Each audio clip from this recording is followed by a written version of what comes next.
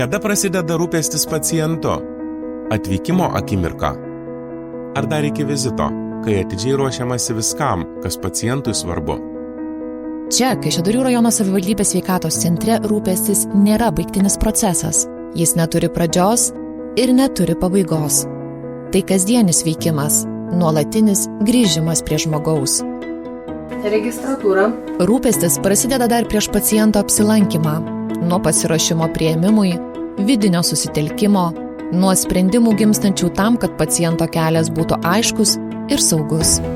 Sujungus ligoninę ir pirminės sveikatos priežiūros centrus, šiandien čia veikia viena stipri, profesionali komanda, jungianti skirtingas patirtis ir žinias.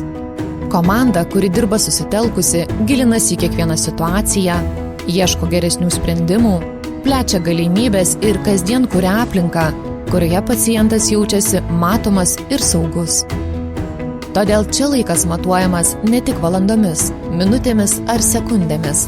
Jis matuojamas dėmesiu, nenutrūkstančiu gyvu, besitęsiančiu ir po vizito, kai vis sugrįžtama prie paciento, įvertinama, kas jau padaryta ir numatoma, ko gali reikėti toliau. Kaišiadorių sveikatos centro kasdienybė – nuolatinis judėjimas pirmyn. Tai atsakingi sprendimai šiandien ir dėmesys tam, kaip bus veikiama rytoj. Dėl pacientų, kurių sveikata rūpinamasi šiandien ir dėl tų, kurie duris pravers rytoj.